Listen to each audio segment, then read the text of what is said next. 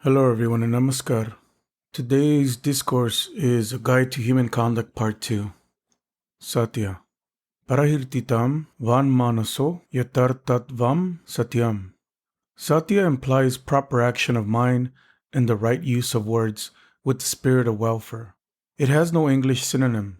The word true or truth would be translated in Sanskrit as Rita, to state the fact. The sadhaka is not asked to follow the path of Rita. One is to practice satya. The practical side of satya is dependent on relativity, but its finality lies in Parama Brahma, the supreme spiritual entity. That is why Brahma is often referred to as the essence of satya. Satyang Kyana Manantang Brahma. Even though the object of a sadhaka is to achieve that ultimate entity, in the process, sadhakas have to deal with the relativity of their surroundings. Humans are rational beings. They possess in varying degrees the capability to do what is necessary or good for humanity. In the realm of spirituality, such thought, word, or action has been defined as satya. For example, a person rushes to you for shelter. You do not know whether he is guilty or not, or perhaps you know for certain that he is not guilty. He is followed by a ruffian bent on torturing him. If this terrified man seeks refuge in your house, and then the ruffian comes and asks you regarding his whereabouts, what should you do? By adhering to Rita, or truth, you would inform the ruffian of his whereabouts. Then, if he is murdered, will you not be responsible for this murder? Your mistake may have resulted in the murder of an innocent person. By adhering to Rita, or truth, you become indirectly guilty of this heinous crime. What would be your duty if you followed the correct interpretation of Satya? It would be not to reveal the whereabouts of the person, and rather to misguide the aggressor so that the refugee may safely return home. Suppose your mother is taking food. A letter is received about the death of your maternal grandfather. If mother inquires about the contents of the letter, what reply will you give? If you adhere to truth, you will reveal the news of her father's death, which will cause a great shock to her mind, and she will not even be able to take her food. It would be preferable in this case to state that all is well in their family. After your mother has had her food, a mention of her father's illness would prepare the ground for her to bear the news of the tragedy.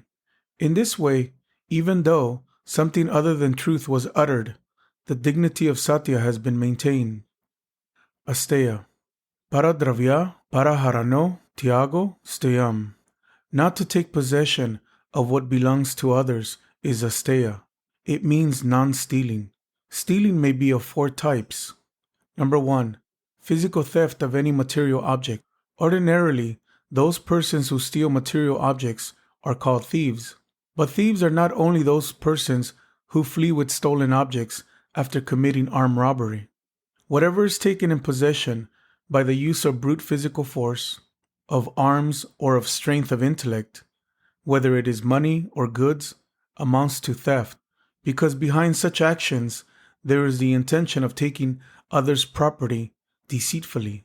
However, acceptance of anything like money, crops, gold, etc., in exchange for money in a proper way is not theft. Number 2. Psychic theft. Here you did not take the material possession of anything, but you planned it in your mind. This is also called theft, because you have mentally stolen. Only the fear of law or adverse criticism prevented you from doing the action physically. Number 3. Depriving others of their due physically. Even if you did not take possession of what belongs to others, but you deprived others of what is their due, you become responsible for their loss. This is also stealing. Number 4. Depriving others of their due mentally.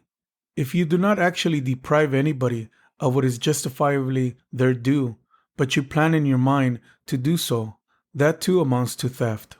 Some explanation here is necessary regarding the 3rd and 4th types of theft referred to above. You may have seen that many educated people travel by train without purchasing proper tickets. They do not directly steal money from the railway administration, but they deprive the railway administration of its due. A little thought will reveal that there is a sort of barter relationship of the passengers and the railway administration, and therefore ticketless travel amounts to theft of the type referred to under 3 and 4 above. Those who travel by train have obtained the facility from the railway administration. By purchasing tickets, they pay for that facility in full, and consequently, the railway administration cannot be held in high esteem for rendering a social service. When the railway is not rendering free services, not to pay one's traveling fare is theft. Consider for a moment what type of a person commits such a theft for a few rupees only. Often, people of the type indulge in all types of tall talks, freely criticize the leaders, and accuse them of corruption and nepotism. If their shortcomings is pointed out, they plead, "It is difficult to live in the world with such strict morality." Those who run the railway administration in such a manner deserve it. This type of theft is justified. Missionaries or ascetics who convey a divine message, or political leaders with the noble purpose of doing good to the country, are seen to be often indulging in ticketless travel. This is a daily occurrence. Bribing government employees to evade income and other taxes, or demanding traveling allowance for a higher class when they actually travel in a lower class, these are all nothing but cheating. It is not only theft, it is also pettiness. All these tendencies to steal are contradictory to the code of Asteya. In many cases, even educated people often act knowingly against the principles of Asteya or do not want to accept that petty stealing violates it. The author was once questioned by an acquaintance who was a railway employee as to why he had purchased a full ticket for a nephew aged 13 years, when half a ticket might have done, half tickets being permitted up to the age of 12 only. There are some moralists who do not want to cheat any particular individual, but do not consider anything wrong in cheating the well-to-do or the government. Many a shopkeeper would sell adulterated commodities to his customers, but entertain his own friends and guests with genuine items. It should be remembered that all actions with such a psychological background are against Asteya. The easiest way of practicing Asteya, as in the case of all other principles of Yama Niyama, is autosuggestion. If people, right from the childhood, remember these codes and remind themselves what is correct, they would not go astray when they grow up, even in the midst of temptations, and they will be able to maintain the high standard of thoughts and character. Brahmacharya. The correct meaning of brahmacharya is to remain attached to Brahma. Brahmani vicharanam iti brahmacharyam. Whenever people do some work or think of doing any work extraversually, they look upon the object with which they come in contact as a crude finite entity. Because of their constant aspiration for material achievement, their mind is so engrossed in material objects that their very consciousness becomes crude. The meaning of practicing brahmacharya sadhana is to treat the object with which one comes in contact as different expressions of Brahma and not as crude forms. By means of such an ideation, even though the mind wanders from one object to another, it does not get detached from Brahma because of the cosmic feeling taken for each and every object. As a result of this, Praya sadhana, extroversial approach, is converted into Shreya sadhana, introversial approach, and Kama into Prema. Praya means attraction towards crude material objects, while Shreya means attraction towards the ultimate reality. Kama means desire for finite objects, and Prema means desire for the infinite. Many misinterpret brahmacharya to mean preservation of semen. It should be remembered that neither the word Brahma nor the word charya has any relevance to the word semen. Moreover, even physiologically, such a preservation of semen is a bluff, either owing to the disease in certain glands or by the use of similar other processes. Unless one becomes maimed, it is not possible to observe such brahmacharya. It is certainly true that if the correct meaning of the word brahmacharya is accepted, that is, to feel the cosmic entity in every material object, control in life becomes essential. But such control does not imply disobeying the laws of nature. Control means to abide by nature's laws. The prevention of the discharge of semen by some special measures or prevention of its surplus formation by fasting is ordinarily termed as so-called brahmacharya. For those who are not married, this so-called brahmacharya, which is really not brahmacharya, has some meaning, because it reduces the possibility of sexual excitement and thus prevents a discharge which may occur due to excitement while awake, asleep, or dreaming. This is because when there is no formation of surplus semen, there is no physical desire to waste it.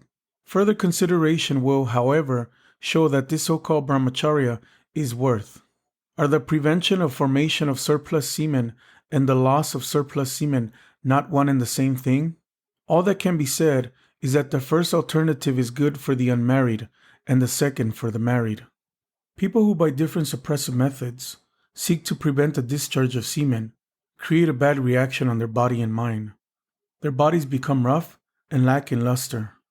A suppression of the sexual desire results in other desires, especially anger, taking a more terrible form. In the olden times, only the actual meaning of brahmacharya was accepted. Later, when society was dominated by the intelligentsia, the so-called monks, who had taken to complete exploitation, thought that if ordinary citizens were allowed to pursue spiritual practices, they might lose the machinery of exploitation at any moment, of which they were so fond. If common people are inspired by spiritual ideas, the rationality will grow and grow. The monks realized, therefore, that the people will have to be kept maimed and helpless. Fear and inferiority complex will have to be infused in people to exploit them. They found that such an exploited mass consisted of ordinary worldly people, most of whom were married. If, therefore, the loss of semen was anyhow declared as anti-religious, they would be able to gain their end without difficulty. And the result was promptly achieved. Ordinary worldly people began to think that they, by leading a married life, had committed a serious wrong, a heinous sin. They had indulged in activities against brahmacharya. The monks observed celibacy and were, therefore, far superior. The so-called recluses took advantage of the situation and have, without difficulty, been exploiting the society. Whether these recluses, in fact, are nishtika brahmacharis, those who do not waste semen at all, cannot be decided by arguments. This can be decided by medical test. But it can be said without doubts that many of the so-called monks will not pass this test. Marriage is a natural function like bath, food, sleep, etc. Therefore, there is nothing to be condemned in it, nor does it go against dharma. When a great man or an elevated sadhaka is not prohibited from taking food, etc., there is no reason why he or she should be debarred from marriage. But proper control is no doubt greatly needed, not only over food and sleep, but in every walk of life. The lack of such control causes disease. Food is essential for life, but absence of control over eating causes indigestion. A bath is refreshing, but an absence of control over bath, i.e., a long continued bath, would make one catch cold. Similarly, marriage has its function, but the absence of restraint in married life would cause various diseases in body and mind. Marriage is slightly different from other natural functions in life, such as eating, sleeping, etc. Marriage is not essential for life as are food and sleep. The need for marriage differs with individuals. That is why, in the opinion of Ananda Marga, every individual has complete freedom in matters of marriage. For example, marriage of those persons who suffer from some physical or mental disease, or who are not financially well off, or whose present circumstances are not favorable for marriage, i.e., where marriage can cause unhappiness, is not desirable. Those who are constantly engaged in the fulfillment of an ideal, or those who have to spend the greater part of the day in earning their livelihood or some mental occupations, should not marry, because they will not find it possible to fulfill their family commitments properly. The marriages of such people are harmful to the society in many cases. Although marriage is not desirable for those who are suffering from some disease or whose circumstances are not favorable to getting married, there remains a possibility of their indulging in vices stealthily if they are not married. To avoid this, they should work for the attainment of some high ideals or do rigorous spiritual practices. The psychological degeneration, which is inherent in the suppression of psychic tendencies, can be avoided only by an effort to fulfill a lofty ideal. It has been said earlier, and it is being repeated, that one has to exercise control in every sphere of life, whether big or small. Such control does not imply killing the desire, but controlling it. Desires and tendencies are natural attributes of a living being. Therefore, those who want to kill the desires should better adopt some easy method of committing suicide instead of pursuing any difficult method of spiritual practices. I do not find any reason to support the so-called brahmacharya for those who are Shaiva, Shakta, Vaishnava, or who believe in the Puranas, because their deities, Shiva, Vishnu, Krishna, and others, were what is commonly known as worldly people. In Purana, the names of their wives and children are also mentioned. Dharma is based on Satya. Dharma sa na yatra na satyam asti. Where there is no Satya, there is no Dharma. This peculiar interpretation of brahmacharya may contain anything and everything except Satya. Hence, there is no Dharma or Brahma in it. Humanity has to progress towards the ultimate reality by accepting what is truth. That is the path of a sadhaka. That is the path of Dharma. It may be a privilege to parasitic religious professionals to deny what is simple truth in practical life, but thereby the sanctity of Dharma cannot be maintained.